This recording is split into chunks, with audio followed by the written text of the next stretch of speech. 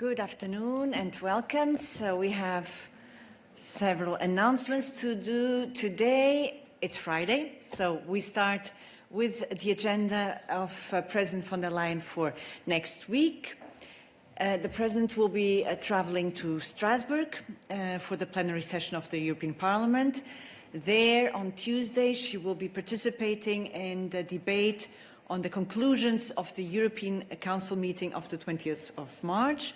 And then in the afternoon, she will chair the meeting of the College of Commissioners. On Thursday, the President will be in Samarkand, in Uzbekistan, together with the President of the European Council, Antonio Costa, for what will be the first EU Central Asia Summit. They will meet with the President from Uzbekistan, from Kazakhstan, Kyrgyzstan, Tajikistan and Turkmenistan. On Friday, the President will then participate in the plenary session of the summit, as well as the inauguration of the Samarkand Climate Forum. And that is it for the agenda of the President. Now we have some good news to share, which is always very welcome. So I'd ask Thomas to join us and bringing us good news in relation to artificial intelligence, cybersecurity and digital skills. Thomas. Indeed. Thanks, Paula, and good afternoon. So today the Commission has adopted the Digital Europe Work Programme 2025-2027, which will allocate 1.3 billion euro over the next 3 years in areas such as artificial intelligence, digital skills, cyber resilience, or the digitalization of public services. Until 2027, the Digital Europe programme will provide a total of 8.1 billion euro to bring digital technologies closer to our businesses and citizens, as well as to deploy critical technologies for Europe's tech sovereignty. You will find more information in the press release that we have just published. Thank you, Thomas. Et puis, je continue en français. Avant de vous donner la parole pour vos questions, je me permets de vous rappeler qu'une réunion du Conseil Affaires Générales axée sur la politique de cohésion a débuté ce matin à Bruxelles. Le vice-président exécutif Raphaël Fitto y participe pour la Commission et les ministres vont discuter des moyens de rendre la politique de cohésion plus dynamique, plus stratégique, déterminant les bases de la période de programmation au-delà de 2027. De plus, le Conseil débat sur des changements nécessaires dans la politique de cohésion dans la perspective actuelle et future. Enfin, le vice-président exécutif Fitto profitera de l'occasion pour informer les ministres des résultats des consultations avec les États membres, les régions et les autorités locales qui ont eu lieu ces derniers mois en préparation de la prochaine révision à mi-parcours des programmes de la politique de cohésion. Et finalement, une conférence de presse avec la participation du vice-président exécutif se tiendra aux alentours de 13 heures, donc dans moins d'une heure. Nous vous invitons, comme d'habitude, à garder vos questions sur la politique de cohésion pour la conférence de presse dédiée. Voilà pour nos annonces et nous pouvons passer maintenant à vos questions. Et je vais vous demander s'il y en a des questions pour Anna Kaiser, donc sur l'énergie, climat, transport, de commencer avec ces questions parce que Anna Kaiser doit partir très bientôt. Des questions pour Anna Kaiser.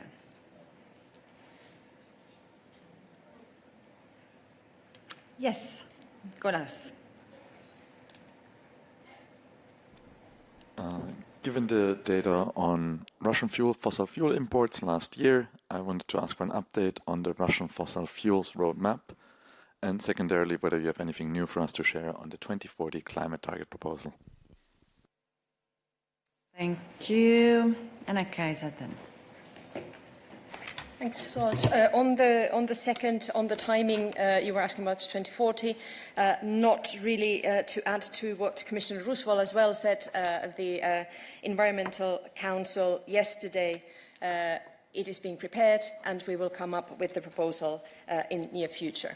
And then the first question was on Russian fossil fuel imports. You were asking about the volumes, or what was it exactly? The roadmap, right? Yeah. The roadmap. Okay, that is also coming in near future. Any other question for Anna Kaiser? I have questions online. Can you please put down your hand if it does not concern Anna Kaiser? There is one. So now, on the contrary, we have more hands now. So, David, is this for Anna Kaiser? Yes, it is. Okay. Can you hear me? Yes, we can. Okay. It concerns that scandal last year about waste biofuels coming in, from China, where they was certified as renewable fuels, sustainable, but it appeared that they weren't, or it was alleged that they weren't. What we understand is that the Commission is considering a proposal which would withdraw the certification for one of the bodies that does the certification, ISCC. Can you confirm that proposal is there? It was discussed with member states earlier in the week. I just want that confirmation. There doesn't seem to be any information on the transparency register about the comitology group, so it's difficult to find out. And then concerning the details of it, it's a 2.5-year suspension just for biofuels. I want you to confirm that, and to confirm it just concerns the ISCC. Thank you. What I can confirm is that indeed the committee met this Wednesday in Brussels, and the deliberations of this committee are confidential. There will be, it is due to a clerical error that you would not be able to find the usual announcement of the meeting online, but it will be put there. And they did discuss issues related to sustainable certification, promotion of biofuels, avoidance of double counting, and to the issue that you referred, we are still working on our examination of this alleged fraud in biodiesel imports from China, but what I can confirm is that we have not taken any decision yet, so I cannot confirm what you were alluding to as possible scenarios. We have not taken any decision on this yet. Good. Then it seems that there are more online questions for you, Anna Kaiser. So Christian and Hede. Thanks, Paula. Christian Anner with ENS Europe. It's a question of 2025 CO2 standards. On Monday, you mentioned that it will be presented imminently, and the President has also said that it will be tabled this month. So I'm wondering, is it still on track for this month? And a second question as well, regarding the written procedures that you mentioned on Monday. Is there any deadline for reply under this written procedure for commissioners, or was it just sent to their cabinets to reply when they see fit? Yes. Okay. So on the CO2 emission targets, indeed, the President said when she made the presentation following the dialogue with car industry representatives that there would be a proposal to this effect by the end of this month. This work is now ongoing. I do not want to turn this into a seminar of our internal procedures, but the discussion is ongoing. The process is ongoing, and there are internal deadlines, yes, but I will not go into them because these are internal processes, internal preparatory processes in the Commission, and we want to keep them as such. Thank you, Anna Kaiser. Then still for you online, Ekrem Krasniki. Thank you, Paula. Can you hear me? Yes, we can. I'll pick up an exchange email which I had with Anna Kaisa. The question will be whether the President of the Commission has been having a discussion with the incoming Prime Minister of Germany, Mr. Merz, because of the renewed pressure by Russia to revive the Nord Stream 1 and 2. And they are, as Lavers says, he would like to see US administration to pressure a little bit more EU, that in that case, Germany.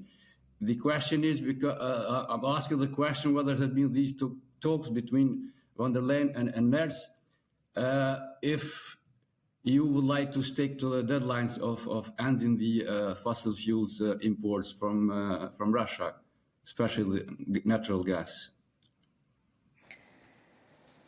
I will let Paula confirm meetings of the President, but what comes to Nord Stream 2, it is important to clarify the role of the European Commission in this exercise. It is an enterprise of private companies. We do not have a stake in the project as such. What is important for us is that if this starts operating, it will be partly operating within the European internal market, which means that it has to comply with the relevant EU legislation, which in this case is the gas directive.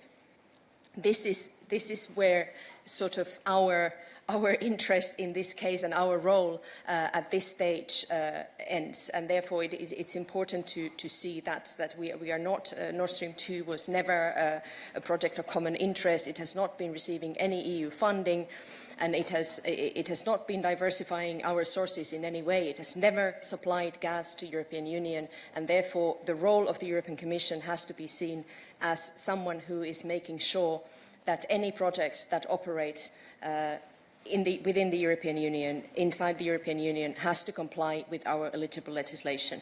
As to the meetings, I ask Paula to confirm. Yes, well, I'm not aware of this topic having been raised between Mr. Merz and President von der Leyen, and we can confirm our commitment to the phasing out of fossil fuels from Russia. Nikolaus, on this? Just a follow-up. You said Nord Stream 2 would, a resumption of flows through Nord Stream 2 would be governed by the gas directive, so I assume that would, given that this law has been replaced by the gas and decarbonized gases directive, can you remind us of the procedure? What would this trigger should flows resume for Nord Stream 2 here in Brussels? I'm not sure what you mean in terms of what it triggers. I mean, basically what the requirements are. And what we're not, I mean, because, I mean, as you know, the Nord Stream 2 has been subject, in its short history, it has been subject to various litigations that have concerned the legislation that we have in place. So it's basically the requirement for unbundling for third-party access. And there are certain conditions that this directive sets for this project to be able to fulfill the criteria that we set for any project that operates in the European Union, with the caveat that some projects did indeed receive an exemption, because that was if they were already pipelines operating before September 2019. And this was not considered in the case of Nord Stream 2. But again, this is a little bit virtual discussion to have at the moment, because the question was rather whether we are taking part in political discussions about the future of Nord Stream 2. No, we're not.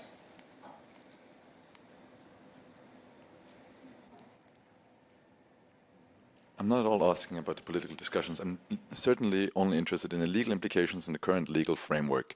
Can the Commission, on its own initiative, proceed against Nord Stream 2 for failure to uphold unbundling obligations, for example, under the current legal framework?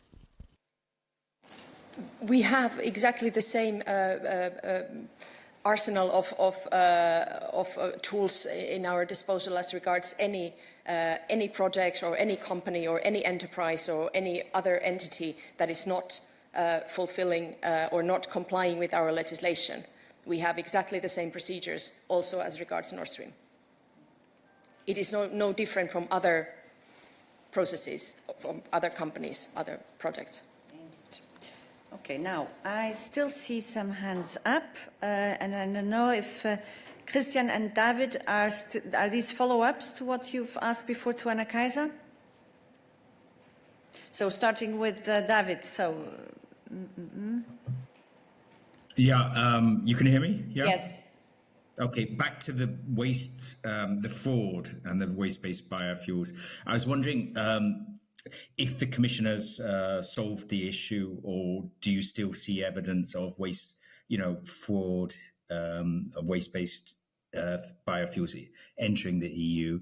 And then secondly, an indication of just the procedure, because there was nothing on the transparency register. So this committee of experts, who is a member of it and how does it vote? Is it qualified majority voting by the member states against or for a Commission proposal? If you could just say a little bit about that. Thanks. We will send you details about the workings of and the procedure, how the committee votes and meets, etc. On the fraud cases. As I was saying, they were discussing how to prevent these in the future and what can be done, exchanging information. I do not have anything to add to what I said about this now. But as regards the housekeeping of the committee, very, very happy to provide you with further information on that. Okay, now Christian, was this also a follow-up to your previous question? Thanks, Paula. Indeed, it also followed up on my question about the written procedure. I mean, you told us on Monday that this is subject to the ongoing written procedure, so it doesn't seem completely unreasonable to ask whether there was a deadline attached to that announcement of the written procedure. In particular, that, as you said, that the decision was imminent, and that's now going to be a week later. So, wondering what that does mean, imminent, and if you can give any clarity on the deadlines and the timings that were foreseen under that written procedure, that would be most helpful.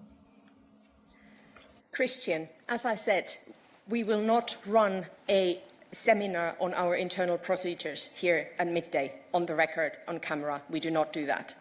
It is written procedures can be extended. There might be need for further discussion. The deadlines might be extended. These are decisions that are taken in the House. So I would just reiterate what Anna Kaiser just said. Indeed, the deadlines are internal. Sometimes you have deadlines which are imposed in legislation. In general, there are internal deadlines, and then one sees if they're ready for adoption or not. And sometimes there is a need for further discussion, as Anna Kaiser said. Good. Then we still have two requests for questions. Let's check if it's still for Anna Kaiser. Lorenzo Consoli.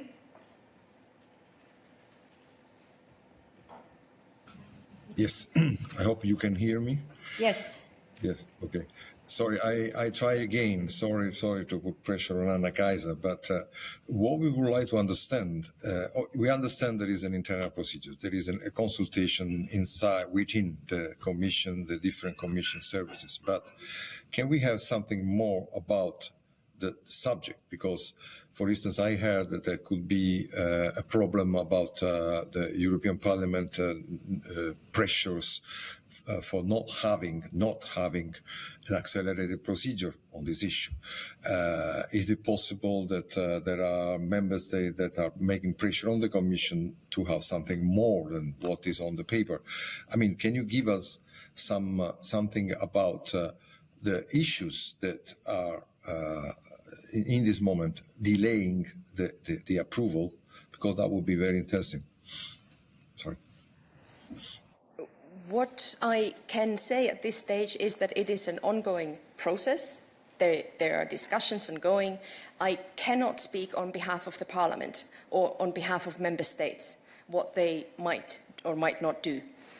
We will be presenting a proposal, and it will be then for the European Parliament, for co-legislators to take it forward, and that is it. I mean, this is very much, I mean, I have to limit myself to what both the President as well as Commissioner Tsitsikostas were saying when they were presenting the automobile action plan, as well as gave the readout from the dialogue with the representatives of the industry. Good. Then, Bogdan, is this still for Anna Kaisa? Isopescu? Yes. Thank you. Yes, it's still for Anna Kaisa. Yesterday, the Bogdan Isopescu, Radio Romania, sorry. Yesterday, the European Commission opened an infringement procedure against some member states for not phasing out the financial incentives for boilers powered by fossil fuels. I want to verify if I'm understanding correctly. It's about individual boilers for heating an apartment, for example, or bigger installation as for heating the town, for example. Thank you. This I will have to check, because my understanding that it was about non-communication, but it was generally about the lack of transposition of these provisions. But on the specific, I will have to check that. Good. And finally, Ekrem, you still wanted to follow up. Yes, thanks, Paula. Again, it's on energy, but on something total different from gas and fossil fuels. Last year, the Commission hired a organization or company, I'm not sure, it was in April, to have a scanning or a state of play or of in which countries, how much there is natural hydrogen, and what should be the next steps. Is that feedback from that organization arrive still to the Commission? And what will be the follow-up? The question is because in November, October last year, there has been a huge discovery of natural hydrogen in east of France. So what are the next steps? If you will be able to send a bit more information, including what was the organization and what was exactly the study, would help with providing a more exact reply to this. Yes, so Ekrem, if you can follow up, please, on your side with more detailed information in writing, and then we'll look into it. Good, and I think with this we exhausted the topic and we exhausted Anna Kaisa. So, Anna Kaisa, I hope you can start a weekend soon. And we move topics. Yes, here on the right. Thanks, Jack Power from the Irish Times. Just a question on Ukraine. Is it possible to get an update on the status of President Zelensky's request for the 2 million in artillery rounds? Where does that currently stand after the various meetings of different summits and coalitions? Thanks. Yes, Anita. Do we have some elements for Jack?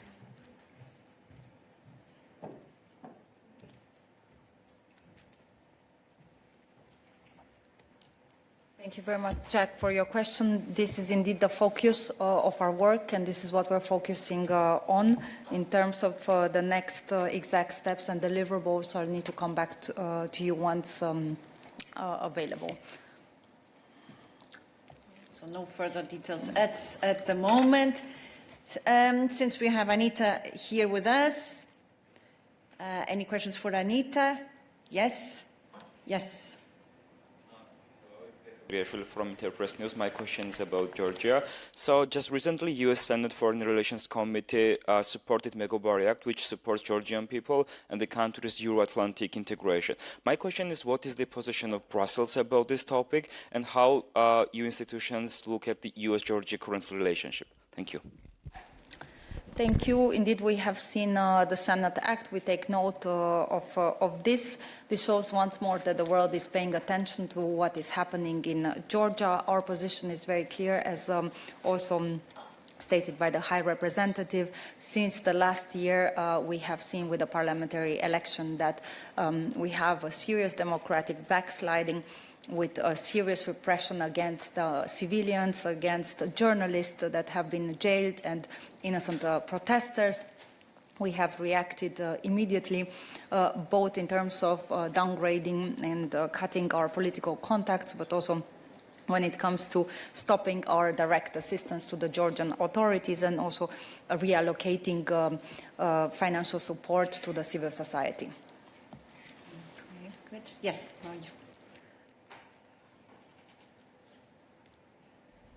Angela Scugins from TVP World. Russian news agencies are reported yesterday that Russian President Vladimir Putin has suggested that Russia takes over the temporary administration of Ukraine with the aim of reaching a settlement in the war.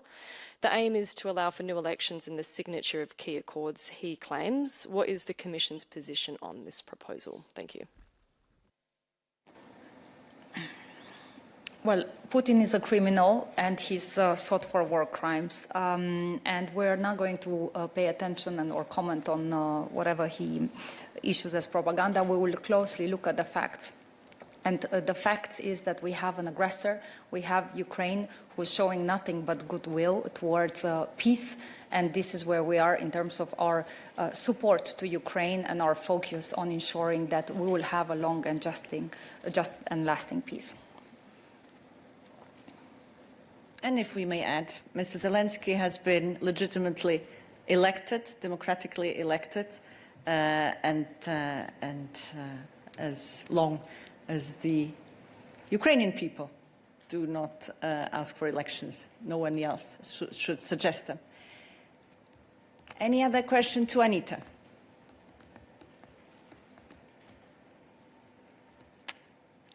No, then we can move on. Yes, here in the front, yeah. Hello, I'm Jaromir Novak from Slovak News Agency, TSR. My question is regarding European Union health policy. I think for Eva Hrnčižová, if he's here. Yes, thank you. As you know, Slovakia, after Hungary, is struggling with this foot and mouth disease. We are cooperating with the European Commission, of course. You sent some experts. But my question is that some Slovak government officials have suggested recently, including our Prime Minister Fico, that due to EU legislation, farmers in Slovakia must also kill healthy animals on their farms, not only affected by the virus. So my question is, does EU legislation require such a step in the case of disease such as foot and mouth disease? Thank you. Thank you, Jaro, for the question. Slintačka a krývačka, that's how you call the foot and mouth disease in Slovak, is a highly contagious disease. And that's why the Slovakian farmers need to kill their animals.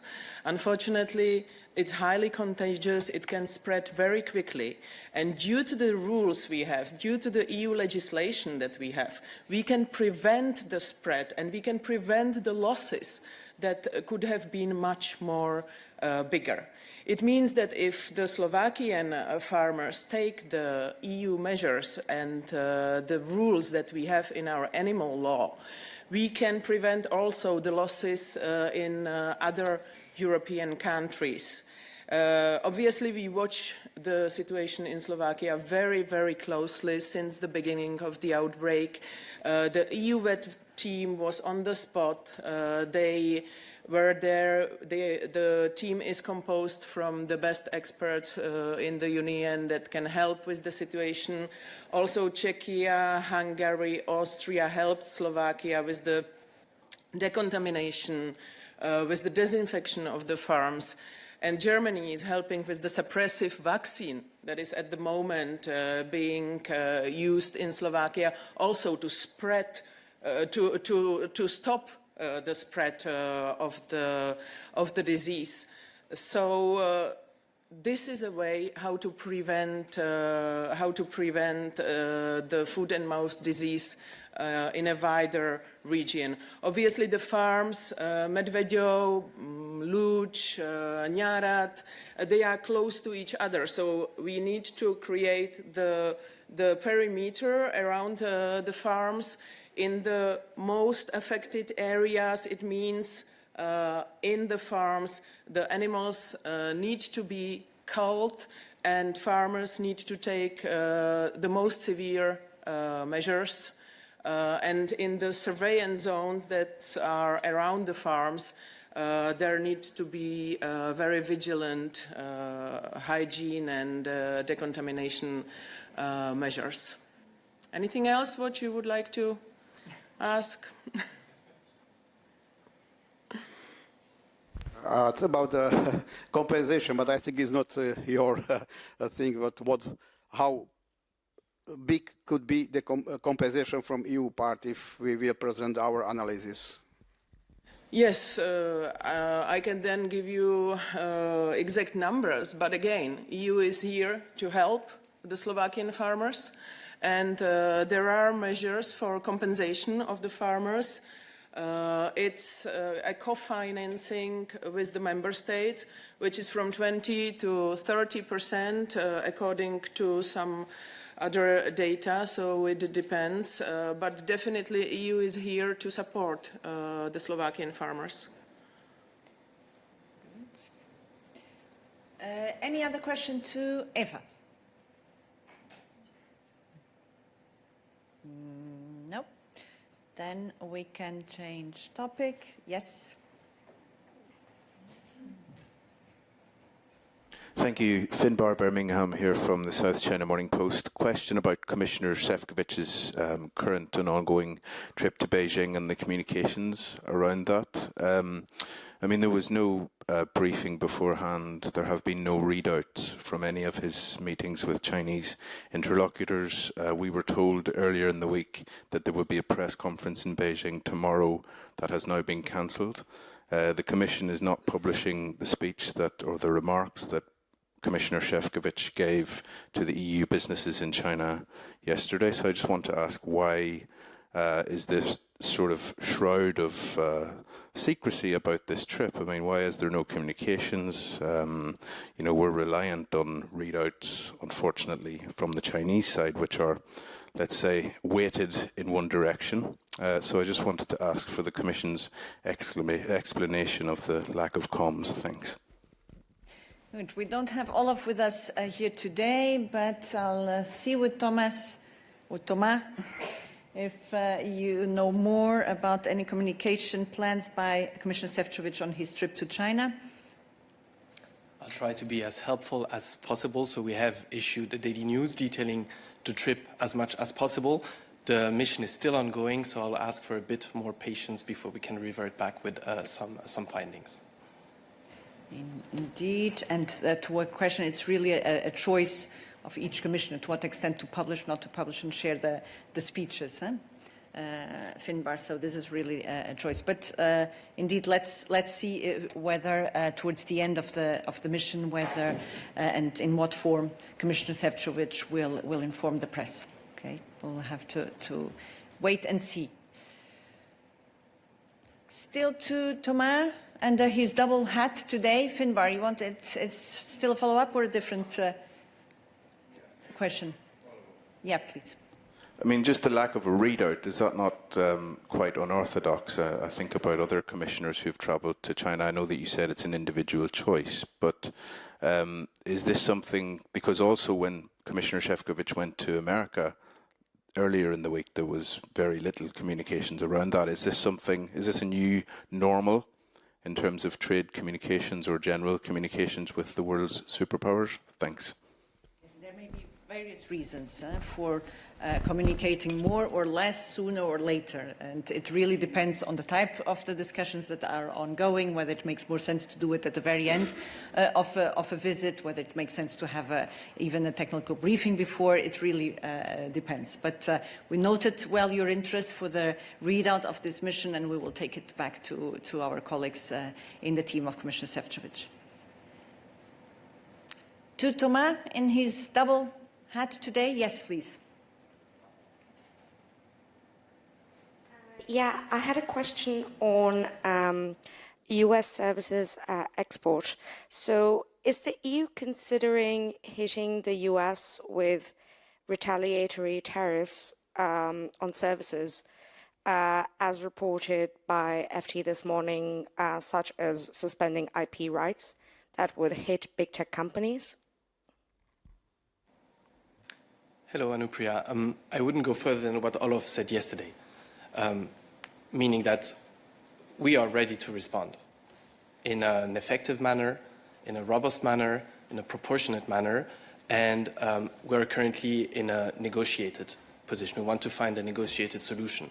So I wouldn't speculate now on which solution or which countermeasure could or could not be taken from our side. So this is still a work in process, and you will find out more once we get there. Okay, still anything to Thomas?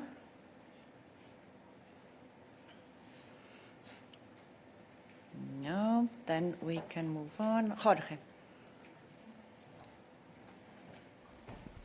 Hello, Paula. I want to ask about the ongoing negotiations between Ukraine and the US, but it's about the minerals deal. I note, obviously, that the Commission is not involved in this process, but we've heard, thanks to our colleagues in Bloomberg, new details about this agreement, draconian provisions to favor the US and to exert American control over Ukraine's national resources. My question is, are you conducting any sort of analysis on how this deal or this potential deal could affect Ukraine's ambition to join the European Union and also the compliance with the association agreement that is now in place? Thank you. Well, on this, let me just come in it, as it could concern several colleagues on our side. And we had this question at some point before, so we hear about discussions, right, on a possible minerals deal. There's no talk about a concrete deal having been made, and therefore anything we could say about its possible implications is pure speculation, right? So we cannot make any assessment unless and until there is such an agreement, concrete agreement with letters black on white, which allow us to make an assessment of any impact from the different policy angles that it may arise. Yes, Jorge. Yes, I understand the position, but are you in touch with the Ukrainian authorities? Is there any sort of dialogue going on to help them understand how these draft deals, versions of the deal, could impact its ambition to join the European Union and the association agreement? Is there any dialogue between Ukraine and Brussels regarding this specific deal, the minerals deal? Thank you. Well, we are in daily contact practically with Ukrainian authorities from the different departments at all levels, and therefore if there is an interest also from Ukraine to have our assessment, our opinion in this regard, obviously we're open to provide that assistance, to provide that input. Yes. Angela Scoogens from TVP World. You say that the European Commission is in daily contact with Ukrainian counterparts regarding the potential reality of this deal. What posture is the European Commission taking in terms of these talks? Thanks. Do we want to go back to Anita on overall talks with Ukraine? But let me say, I said we're daily contact from the various policy angles. Doesn't mean that it's necessarily on this particular topic. And I don't think there's nothing actually to be added by Anita. Yes, so we go back and forth. Yes, Jorge.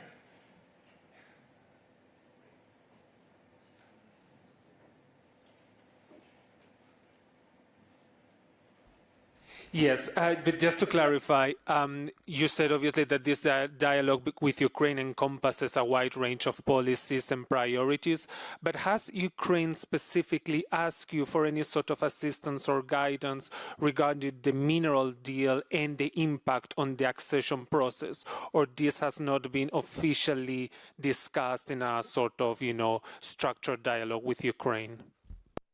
And that's where I resort to Anita, just to know if we are aware of any specific requests in this regard. And to Guillaume, and I see that we're not aware of any specific question in this regard. Yes, Angela. Has the European Commission made a request to Ukraine to discuss this? So on the other end, thank you. We're not aware either of any request, of any particular request in this regard, but the line has been conveyed that such an agreement would need to be looked into from the perspective of the relations between Ukraine and the EU, and notably in terms of the accession negotiations. Good, and we move on. Yes.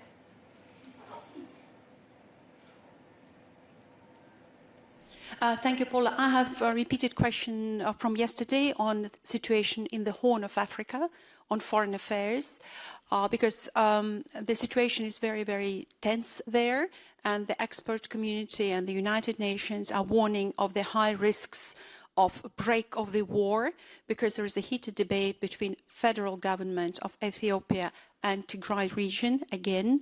And in this regard, my question to you is, are there any preventive conflict prevention steps of the EU diplomacy to prevent this conflict? Because we know that American administration, for example, are undertaking steps to prevent it and to respect Pretoria Agreement that ended the civil war in Ethiopia.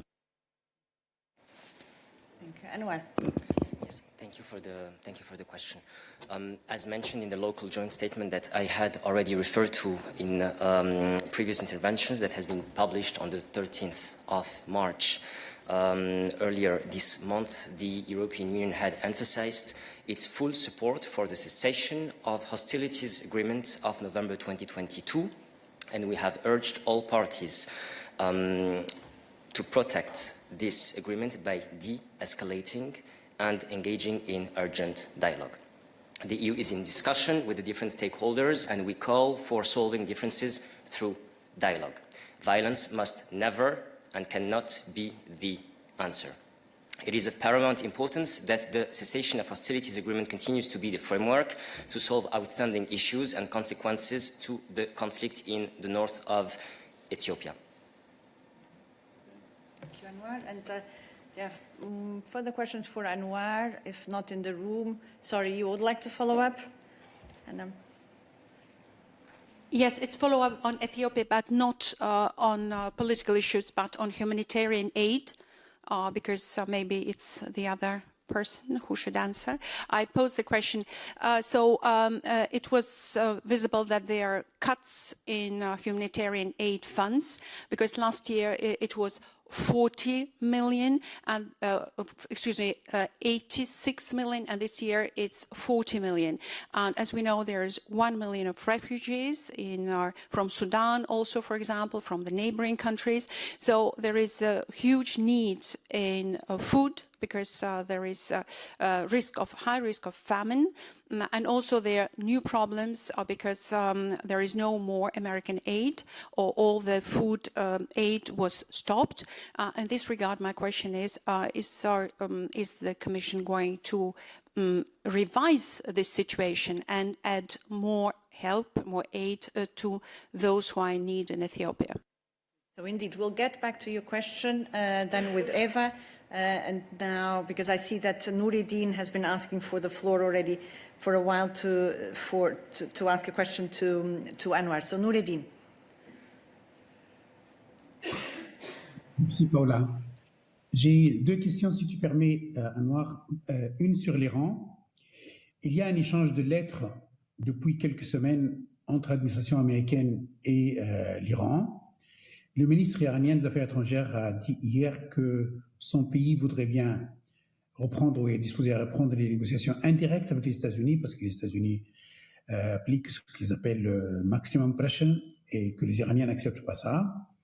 Je voudrais savoir quel rôle pourrait jouer l'Union européenne dans cette période de puisqu'il y a une sorte de disponibilité de la part des Américains, de la part des Iraniens, de rentrer en contact, de négocier, et parce que le time frame est quand même assez limité, semble-t-il, d'après ce qu'on lit de la part des Américains, ça peut être quelques semaines, 2 mois pour éviter le pire.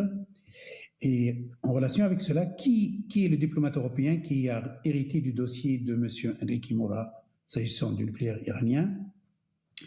Ma deuxième question est sur le Sud-Soudan, où le vice-président, l'opposition sont en résidence surveillée. Les Nations Unies mettent en garde contre la reprise d'un conflit à large échelle. Le Sud-Soudan est au sud du Soudan, qui lui-même connaît une sorte de guerre civile ou guerre quand même intense depuis 2 ans. Il n'est pas loin du Congo et de Rwanda, donc la situation est loin d'être stable dans cette région. Est-ce que l'Union européenne a pris des dispositions quelconques s'agissant du Sud-Soudan, que ce soit les ressortissants européens, que ce soit les ressortissants d'autres pays, la délégation, les diplomates européens s'y sont sur place? Je te remercie. Merci Nourdine pour tes questions. Quand il s'agit de l'Iran, nous avons pris note de l'ouverture à des pourparlers indirects signalés par les responsables iraniens, comme l'ont rapporté les médias. Et ainsi que l'a récemment déclaré la haute représentante Kaya Kallas au Conseil de sécurité des Nations Unies, il n'y a pas d'alternative crédible et durable à une solution diplomatique et une approche multilatérale telle que celle du plan d'action conjoint, aussi connu sous JCPOA, est essentielle. De notre côté, côté de l'Union européenne, nous continuons à maintenir les canaux diplomatiques ouverts. Je ne vais pas spécifier nommément, mais ces canaux-là sont ouverts avec toutes les parties en vue d'une solution diplomatique. Bien, maintenant sur ta question concernant le Sud-Soudan. Alors sur la situation dans le pays, l'Union européenne se déclare vivement préoccupée par l'assignation à résidence du premier vice-président Machar. Nous appelons le président Kiir à revenir sur cette action et à apaiser la situation dans le pays. Nous appelons également les dirigeants de toutes les parties à engager sans délai un dialogue direct et à éviter la violence. Concernant l'évacuation à laquelle tu te réfères, alors l'Union européenne prend très au sérieux la sécurité de son personnel, cela va sans dire. En raison de la détérioration de la situation sécuritaire au Sud-Soudan, nous avons pris la décision de réduire temporairement la présence de notre personnel au sein de la délégation de l'Union européenne. Notre présence diplomatique et nos opérations seront adaptées si nécessaire pour garantir la sécurité de notre personnel in situ, tout en maintenant le dialogue avec les partenaires sur le terrain. Merci. Any other question to Anwar?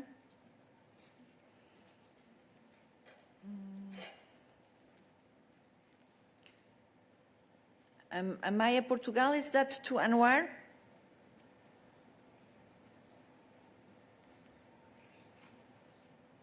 We have no reaction.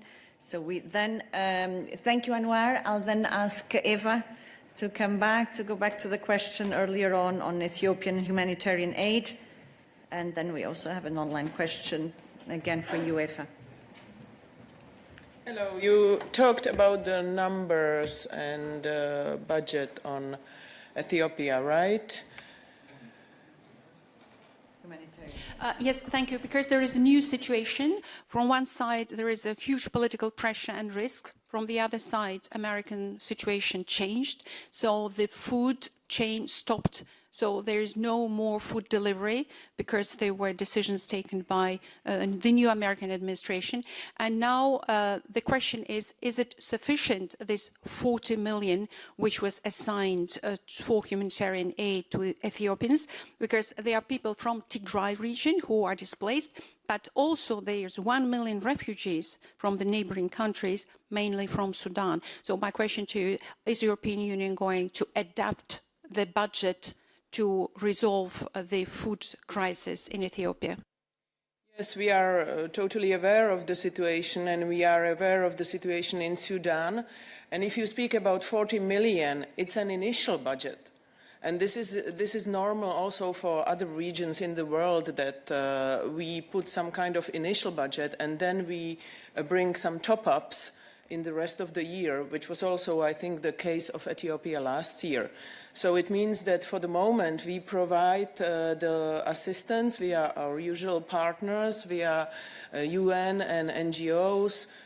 We provide water, food, hygiene, shelters, but also education for children and primary health care, because we think this is absolutely important and it's necessary to be delivered there. And we will see how the situation will develop, and according to this we will react. Then, Tommaso, you've been patiently waiting. Wait, Eva, it's still for you. Galavotti. Yes, many thanks, Tommaso Galavotti in Kronos, Italy. It's just a question on the avian flu in the US, because, I mean, it is spreading quite rapidly in the poultry industry. They had to cull massively hens and causing a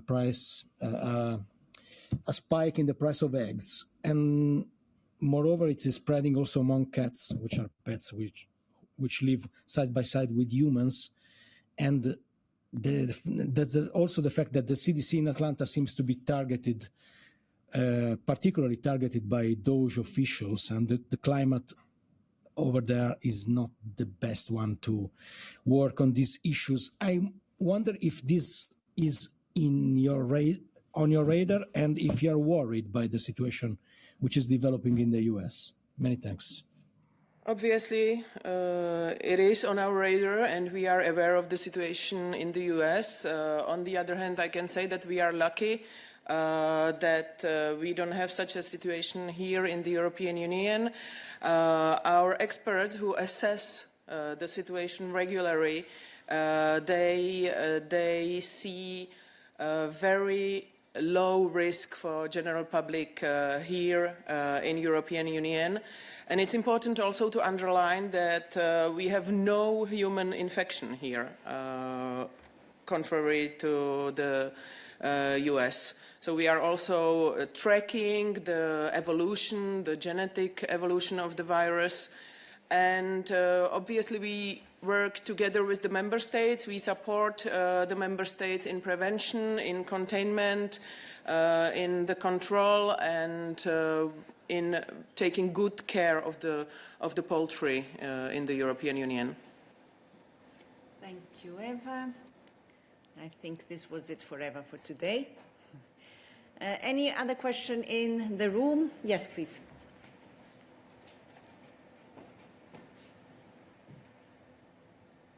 Sachio from NHK, thank you. I think this question would go to Balázs. I'd like to ask about the proposal the Commission made today towards the wine sector and supporting the wine sector. I'd like to ask, could you tell us a little bit more on how this support will help on the point that the consumption of the wines are decreasing now? And also, has President Trump's threat towards the imposing tariffs on alcohol products from the EU been taken into consideration? Okay, so this is a mixed question for Balázs and a question on trade. So, Balázs, you reply to the part of your remit. Thank you for making my first agriculture question about wine. It's always a very thrilling start. So I think, why is this proposal coming? It's coming because there are some challenges in the sector, there are some issues, and we are coming forward with a set of measures, proposals to address these issues. What are the issues that we are talking about? On the one hand, we are looking at shifting consumer trends. There is the challenge of climate change, and also there are growing market uncertainties. So the solutions that we are putting forward today intend to tackle these issues. Now, in terms of consumption, because that's the one that you're highlighting, clearly, since COVID-19, there has been a shift towards wine that doesn't contain as much alcohol as traditionally has been the case, and new patterns of wine production have taken a larger share of the market. And what we are trying to do here is to categorize different kinds of wine. So we are establishing categories for, if you like, normal wine, and then also for wine products which contain less alcohol. And in this regard, we are also introducing an element of harmonization across the single market in order to help the customers and the consumers to make informed choices. So voila, the answer in brief terms. Yes. And with regard to your question on how this relates to the whole discussion on tariffs, this should be seen separately. And it's really an effort to also remove anything that could be a barrier to the internal market. And it's really to support the wine sector in the EU. Good. Any other question to Balázs, since we now have him here? We have a question from Mose on the audit report on the RRF-funded labour market. This would be rather for Maciej. Yes, so not for Balázs? Nope. Any other question in the room? No, so we take the final question. Mose, you get the final question as we are running out of time on the audit report. Yes, thank you very much, Paula. Musa, Brussels Times. As you know, European Court auditors published a report on Wednesday, I think, on EU funding under the Recovery and Resilience Facility to labour market reforms in many member states, based on the so-called Council-specific recommendations to the member states. But the report found that those recommendations were not sufficiently addressed. Of course, I've read the Commission's reply to the report, which was quite negative. I would like to ask if you have anything to add to that reply, especially if you think that it's too late now, let's say, for the member states to revise their plans, and also if the Commission is at all, let's say, has a right to propose or to tell the member states to include to address these country-specific recommendations, because there seems to be a legal issue about that also. Thank you. Thank you. Maciej, to help us clarify what is the procedure when we have such a report. Yes, good afternoon, and thank you, Mose, for your question. Well, what I can say to start with is that our reading of the report of the European Court of Auditors report is actually quite positive. Indeed, the report says that the national recovery plans, they included labour market reforms, actually addressing 2/3 of the so-called country-specific recommendations linked to the labour market. I have to also say that it was never the ambition of one instrument such as the RRF to address the entirety of the country-specific recommendations in this particular area. So the level of 2/3 we find it quite impressive, actually. On your other questions, how does the program unfolds, and when it comes to the revision of the national plans. I mean, as you know, the program has a limited duration until the end of 2026, and now we are in a period when indeed member states some of them are about to revise their plans in order to make the necessary changes, in order to assess the feasibility of the reforms and investments that were planned in this recovery plans. So we are expecting some of these revisions to come. If they will address the country-specific recommendations, or to what extent they will address the country-specific recommendations, this is to be seen. As you know, we do encourage member states to look at the country-specific recommendations that we make every year, and obviously the RRF or the recovery plans are one of the instruments by which they can tackle the issues raised by the country-specific recommendations. So, well, this is where we are. Thank you. Good. And if no other questions in the room, I know that we have still some online, but that's all for today. Thank you all very much. Wish you a very good weekend, and I'm sorry if we could not cover all questions.